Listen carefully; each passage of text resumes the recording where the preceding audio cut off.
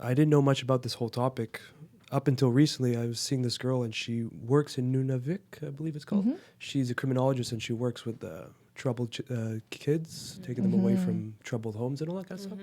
And she was just explaining to me what's going on over there, and it was just mind-blowing how I never learned this, never knew about this, and just it's like Canada's like we just swept it under the rug. Dirty little secret. Yeah, exactly. Yeah. And it's so scary when you really uncover what's going on. And she was explaining to me their culture and how beautiful it is, and how like their culture can translate and help so many of us in the way we go about life.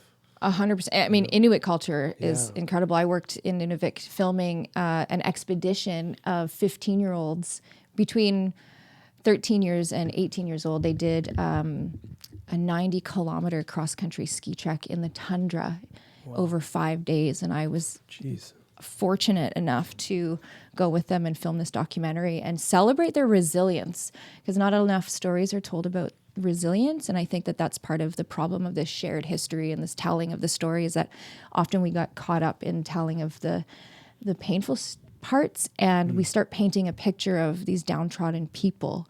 And that's not true. They're just as multifaceted and resilient and full of grit and humor and joy and and celebration. She fell in love with her culture. Like she was supposed to do that job for like the longevity of that job she's in is usually like 6 months to a year, and she's been there a year and a half. Just loves the culture, just everything about it. It's really it's powerful. Yeah, my heart is up north, big time. And Johnny too said that about the north when he was there. It was just so beautiful. He was in Iqaluit, he said? Yeah, I believe so.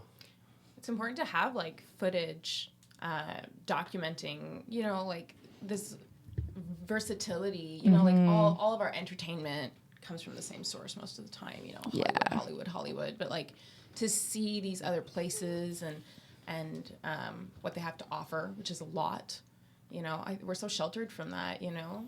So I think it's amazing that you went and, you know, made this piece of footage. Needs to be seen, you know. Yeah, it was a lot of fun. Where can we see this, by the way? YouTube, if you want. It's called Jeune Caribou, I think 2016 or something like that. I'll put a link up for you if link you'd everything like. up. It's not my French. Jeune Caribou.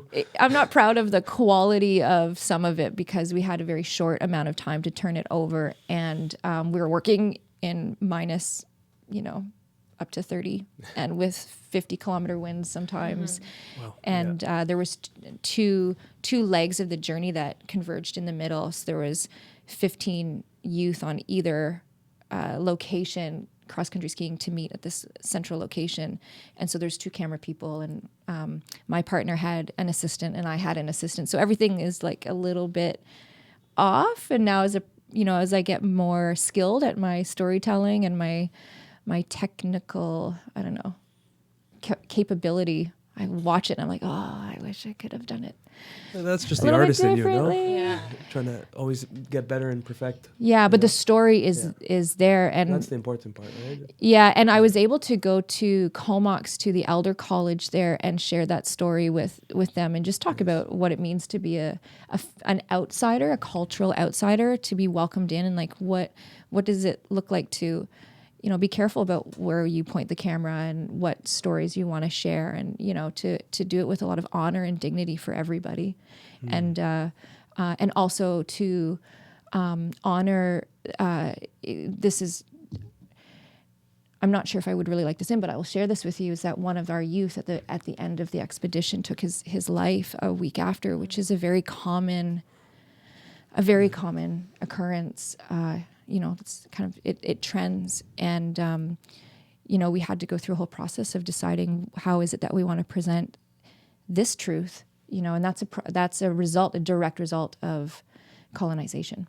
So, you know, it's painful stuff. It was a lot of joy filming, and then coming home and hearing that news was it was devastating for everyone. But what it did for me was make me want to, you know, work harder for more and more healing. Yeah, instill the responsibility that, you know, we need to live in a place where that's not the case. Yeah. Yeah, the dirty little secret wording that you guys used earlier, like we're talking about people, like forgotten people. like treated in a certain way, seen in a certain way by like communities that aren't getting the respect that they deserve.